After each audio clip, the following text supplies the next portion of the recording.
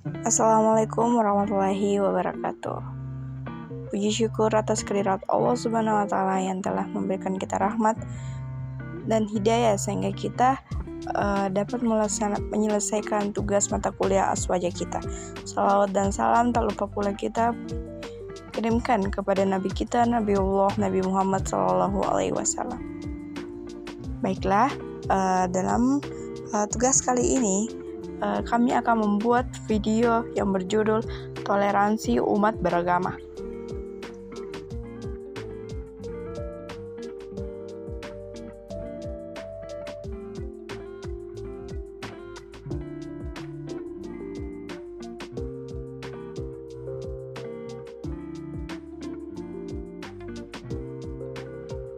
Adapun anggota kelompok kami yaitu Royhan Fadil, M. Jais, Edi Kurniawan, Wilda Srianti, Mutiara, Hartika Aisyah, dan Ade Humairah.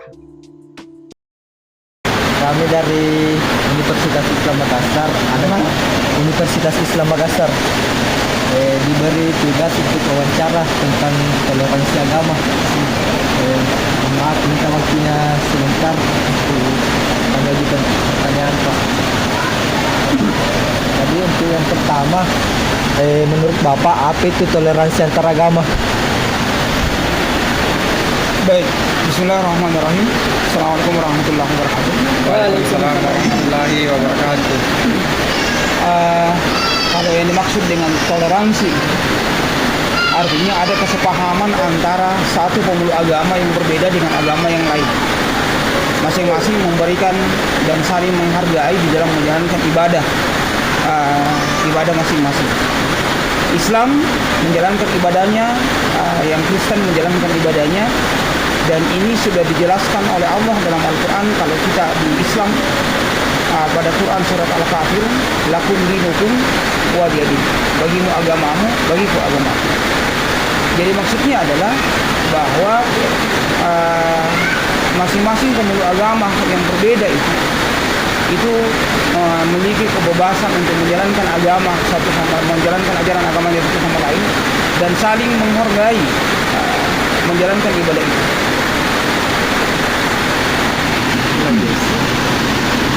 Kalau berbicara tentang batasan dalam toleransi, apa ada batasan di dalamnya itu, Pak? Batasan toleransi jelas. Yang harus batasannya adalah kita tidak boleh untuk campur aduk antara agama yang satu dengan agama yang lain. Kalau sudah berbicara tentang ibadah, maka masing-masing agama menjalankan ajaran agamanya sendiri-sendiri. Itu toleransinya. Nah, tapi kalau berbicara tentang muamalah, maka antara pemeluk agama satu dengan agama yang lain itu boleh kerjasama. Gitu ya. Tidak boleh orang kerjasama misalnya terkait dengan menjalankan ibadah. Contoh sekarang perayaan Natal. Tidak boleh seorang muslim itu ikut mengatakan merayakan Natal bersama dengan mereka. Sebagaimana mereka tidak boleh untuk kita undang untuk melaksanakan salat Jumat.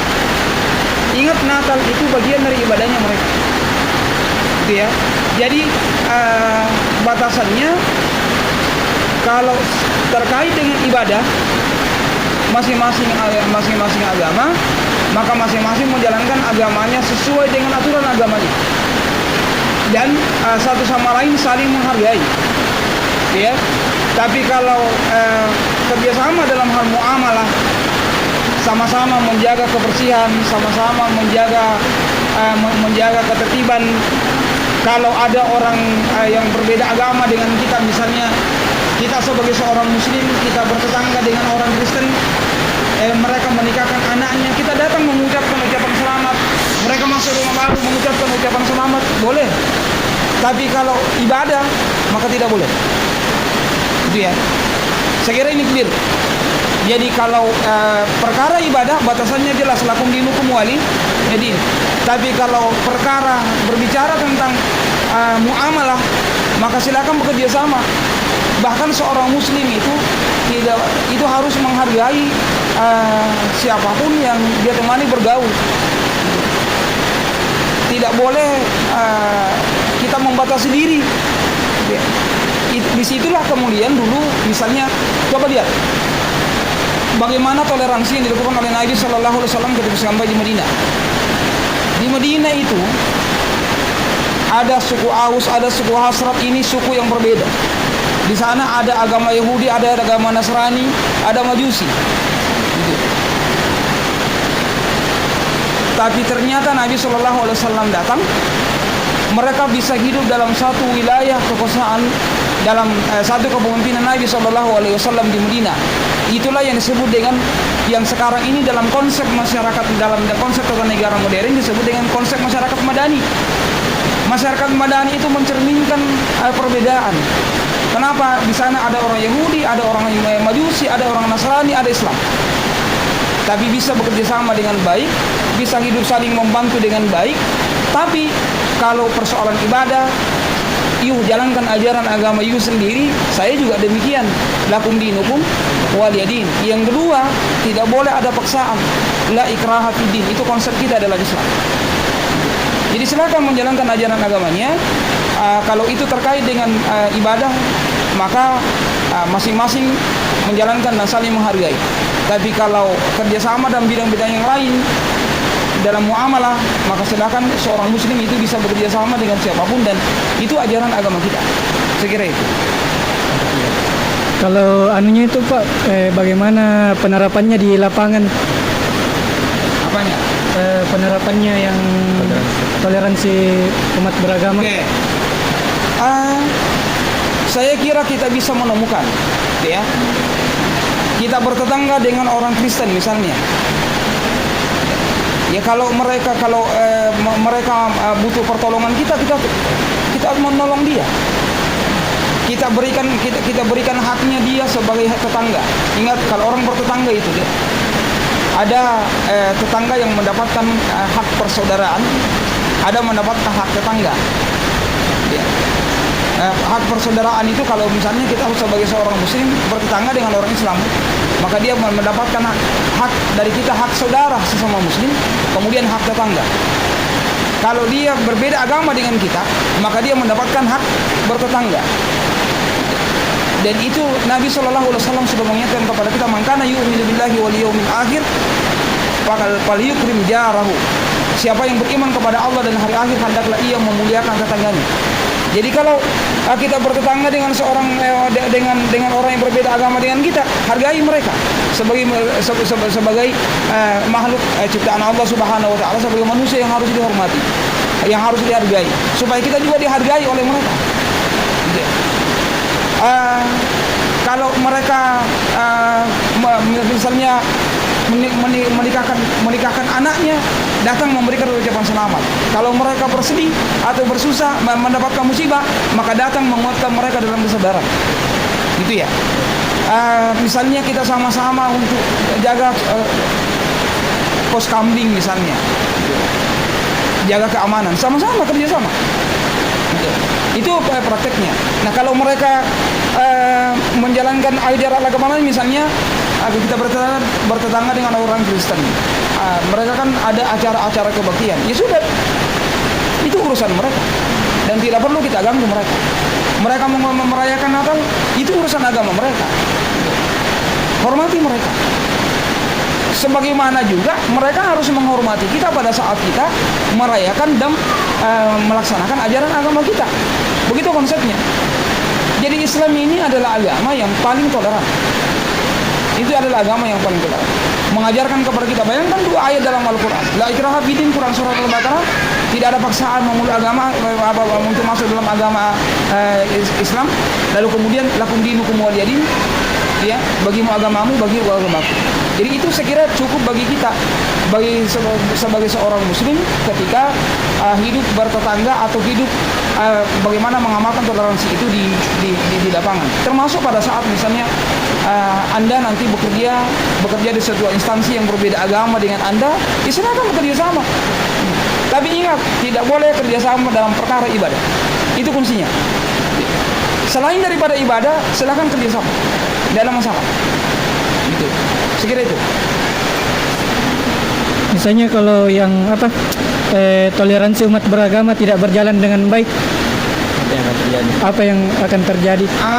Toleransi antar umat beragama ketika itu tidak berjalan dengan baik, maka pasti akan menimbulkan kekacauan. Gitu ya. Kenapa? Apa penyebabnya? Misalnya sampai dia tidak bisa berjalan. Satu agama yang lain kemudian memaksakan agamanya kepada yang lain, itu sudah pasti akan terjadi kekacauan. Tapi insya Allah sepanjang pemahaman saya dan sepanjang pengamatan saya di lapangan, kita belum pernah menemukan bahwa toleransi antar umat beragama itu tidak jalan disebabkan karena umat Islam. Itu tidak pernah menemukan itu. Kenapa? Saya berani mengatakan bahwa belum pernah ada kisahnya toleransi antar umat beragama itu tidak jalan karena penyebabnya umat Islam, karena umat Islam memahami dengan baik tentang Quran. Gitu. Kita tidak bisa memaksakan agama kita kepada orang lain. Dia berikan kebebasan kepada orang lain untuk mengamalkan ajaran agamanya. Justru kita lah umat Islam yang harus memberikan contoh terbaik kepada mereka. Sehingga persoalannya ketika itu tidak jalan, maka pasti akan terjadi kekacauan. Makanya umat Islam itu kemudian datang mengajari kita tentang perkara ini. Bagaimana kita harus memperlakukan orang berbeda agama dengan kita. Bagaimana kita harus memperlakukan orang yang seakidah dengan kita. Gitu.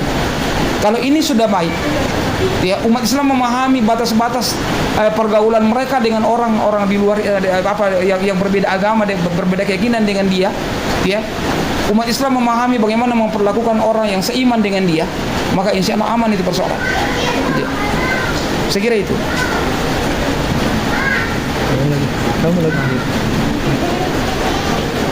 Dan selanjutnya Pak, bagaimana cara berperilaku toleransi dalam menghadapi perbedaan agama menurut syariat Islam? Bagaimana cara berperilaku toleransi dalam menghadapi perbedaan agama menurut syariat Islam? Yang pertama, harus kita pahami bahwa perbedaan itu sudah pasti ada, ya. Kenapa? Karena memang Allah sudah menciptakan manusia itu berbeda-beda. Ya ayuhan nas, inna khalaqnakum min zakari wa unsa wa ja'alnakum syu'uban wa qabaila lita'arafu. Gitu ya. Wahai manusia, kami telah menciptakan kalian dari suku yang berbeda-beda, gitu ya. Ada suku Toraja, ada suku Bugis, ada suku Makassar, gitu ya. Begitu juga dengan agama, itu akan berbeda, ya. Itu harus dipahami. Nah, perbedaan ini harus dijaga dengan baik. Cara menjaganya Islam dengan mengajarkan tentang toleransi. Hargai orang yang berbeda agama dengan kita. Itu satu. Yang kedua, sebagai seorang muslim maka konsistenlah untuk kemudian mengamalkan ajaran agama Anda sendiri. Banggalah dengan keislaman Anda sendiri. Gitu ya. Perlihatkan kepada mereka bahwa begini loh sifatnya orang Islam. Gitu. Mohon maaf, saya orang Toraja asli deh. Saya lahir dan besar dari Toraja. Pam saya itu tinggi Allah. Keluarga saya sekitar 75% itu masih Kristen. Ya. Sepupu-sepupu saya itu ada berapa orang yang pendeta, bahkan ada berapa yang profesor. Tapi kalau kami ketemu tidak ada masalah. Bahkan saudara-saudara sepupu itu paham tentang saya, paham tentang kita. Ada hal yang pasti akan berbeda. Tapi pada saat kita konsisten menjalankan ajaran agama kita, mereka akan menilai, oh ini ya. Beberapa orang misalnya yang misalnya ada sepupu atau ponakan yang kita Islamkan, ya. Mereka selalu yang jadi pendeta-pendeta itu selalu akan menyampaikan ke kita, selama masuk dalam Islam terus ajari mereka untuk berpegang teguh kepada Islam. Jangan main-main tentang ajaran agama. Jadi kalau mau memperlihatkan di lapangan, berperilaku di lapangan, maka konsistenlah dengan ajaran agama kita. Bangga dengan keislaman kita. Jangan pernah malu untuk memperlihatkan identitas keislaman kita. Orang lain kemudian akan melihat, oh begini gayanya orang Islam.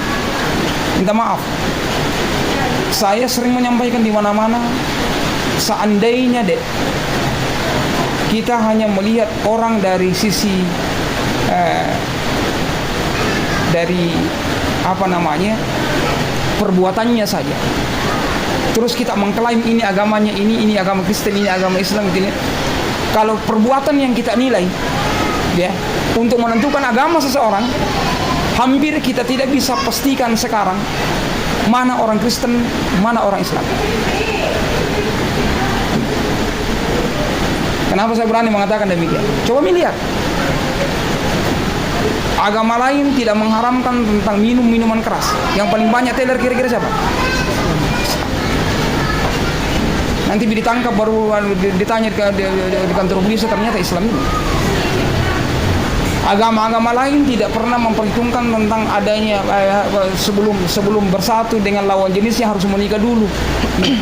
Tapi yang paling banyak kumpul kebo, paling banyak selingkuh siapa? Islam juga.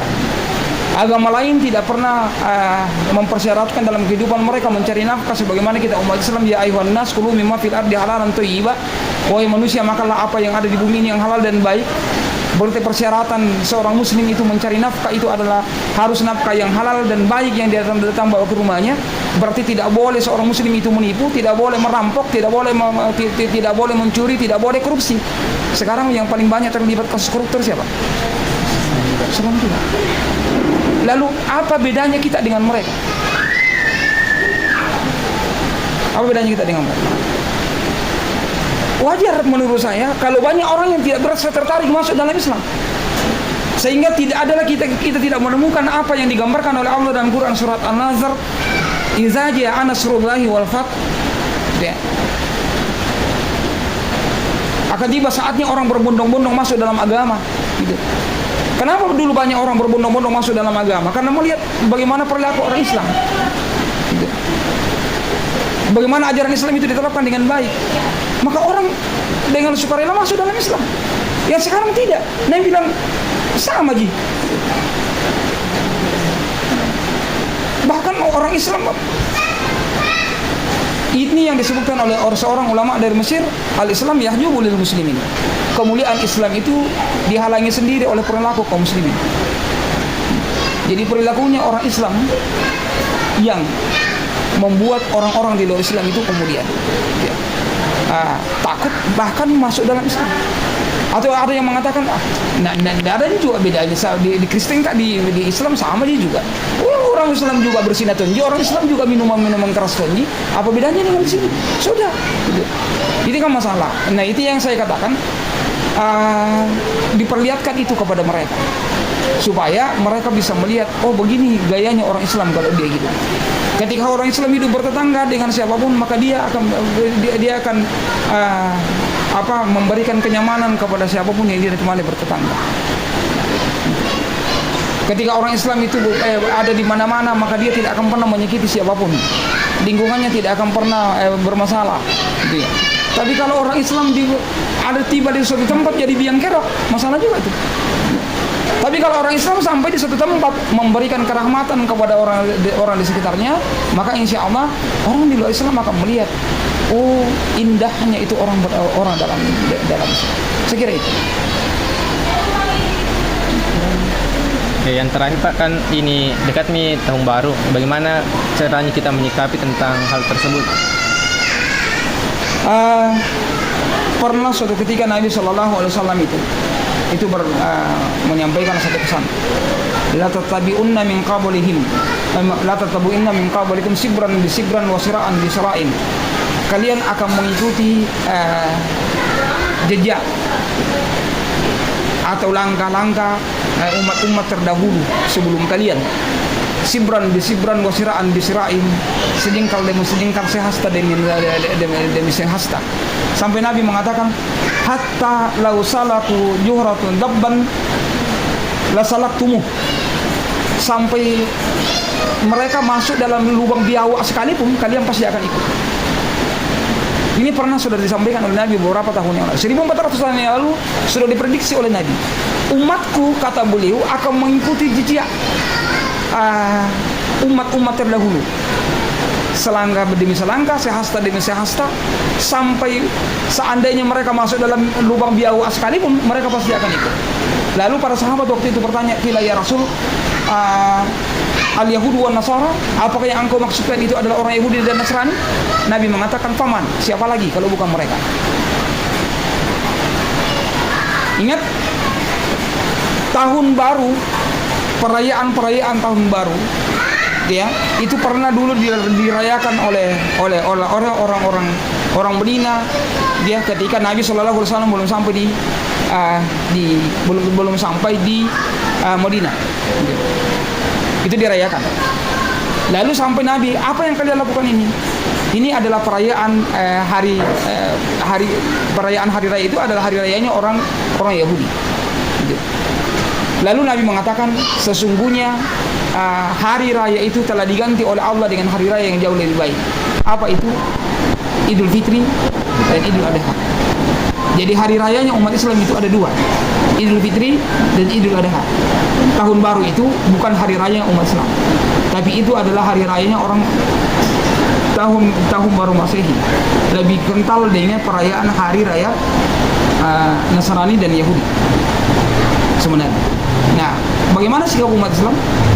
Nabi Shallallahu Alaihi Wasallam mengatakan, "Man tasabbaha min qaumin fahuwa minhum." Barang siapa yang meniru keadaan suatu kaum, fahuwa minhum, maka dia menjadi bagian dari orang itu. Jadi seorang muslim sedapat mungkin untuk kemudian tidak terlibat di dalam perayaan hari-hari besar agama lain. Umat Islam cukup dengan hari rayanya sendiri, Idul Fitri dan Idul Adha. Itu ya. Pertanyaannya, Ustaz, jangan sampai nanti kita dianggap orang yang tidak punya care pada orang lain dan lain sebagainya. Minta maaf, ini urusan agamanya dia. Ini bukan urusan care atau tidak care sama orang lain. Ini bukan urusannya kita toleran atau intoleran, bukan. Gitu ya. Tapi ini urusan akidah, itu masalahnya. Ya. Sekali lagi, umat Islam tidak pernah menutup diri untuk bekerja sama di hal-hal yang lain. Tapi kalau sudah masuk dalam ranah akidah, itu tidak boleh. Ya, jangan sampai kita ikut-ikutan.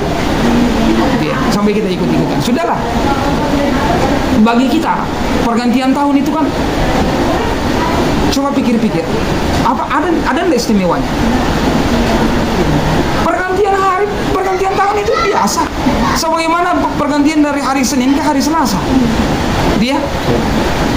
Nah, bagi kita dalam Islam, pergantian waktu itu, ini yang harus kita senantiasa pikirkan. Ya. Bahwa waktu yang kita lewati, pertanyaannya, apa yang telah Anda lakukan dari waktu yang Anda lewati? Ya. Ingat, setiap tahun hidup habis, kalender yang satu tahun itu kemudian dulu, kalau Januari diganti, Desember kemudian hilang semua, menghabiskan usia Anda. Sekarang pertanyaannya, apa yang telah Anda lakukan dari usia yang Anda sudah lewatkan? Terus terang, kalau kita sadari dengan baik, setiap habis waktu kita sebenarnya semakin dekat dengan finish kita pada kematian. Taruhlah misalnya, seandainya dikasih tahu oleh Allah Subhanahu wa Ta'ala, antum diberikan usia oleh Allah hanya 40 tahun. Sekarang usianya antum berapa? 20. Tinggal 20 tahun. Yang 20 tahun antum lewatkan bikin apa? Itu yang disebutkan oleh Allah dalam Quran surat Al-Hasyr ayat yang ke-18, ya ayyuhalladzina amanu taqullaha wal tanzur nafsum ma qaddamat ligad. Wahai orang-orang yang beriman, bertakwalah kalian kepada Allah, dan hendaklah setiap jiwa selalu memperhitungkan apa yang dia telah siapkan untuk hari esok. Seandainya kematian datang kepada kita malam ini, apa yang akan kita bawa berjumpa dengan roh kita? Jangan sampai, jangan terlalu jauh deh. Mulai dari Anda bangun tadi pagi sampai detik ini, apa yang antum lebih banyak pegang? Buka HP atau buka Quran? Harusnya pergantian tahun itu kita jadikan sebagai ajak untuk introspeksi diri. Sudahkah hidup kita selama ini benar? Sudahkah ajaran agama ini kita kerjakan dengan benar? Karena hanya ini jalan kebaikan itu, bukan yang lain. Maka jangan pernah sibuk dengan yang lain. Ingat, ada upaya sekarang untuk membuat umat Islam itu sibuk dengan urusan-urusan yang tidak terlalu penting. Sibuk dengan HP, sebenarnya bukan berarti tidak penting, tapi umat Islam betul-betul, saya sering mengatakan HP itu adalah setan yang nyata luar biasa bagi kita. Coba melihat, kalau saya kebetulan imam, saya sedih itu kalau habis sudah menjadi sholat baru bilang assalamualaikum warahmatullahi, assalamualaikum warahmatullahi, balik kan, ternyata sudah sibuk itu jemaah di belakang pegang HP. Padahal ada enggak jaminan masih bisa bertemu dengan sholat yang akan datang? Tidak. Harusnya setelah sholat itu banyak memang istighfar kepada Allah Subhanahu wa Ta'ala. 5 waktu sholat itu diberikan oleh Allah Subhanahu wa Ta'ala kepada kita, tempat bagi kita untuk menghabiskan dosa sebenarnya.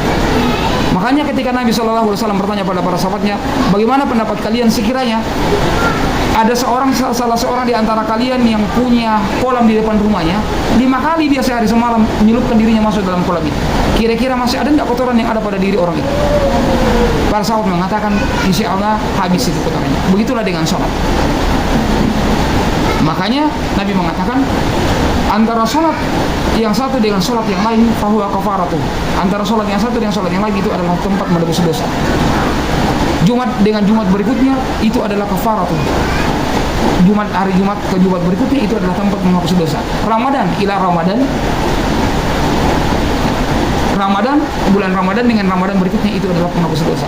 Harusnya umat Islam itu kemudian fokus dengan persoalan.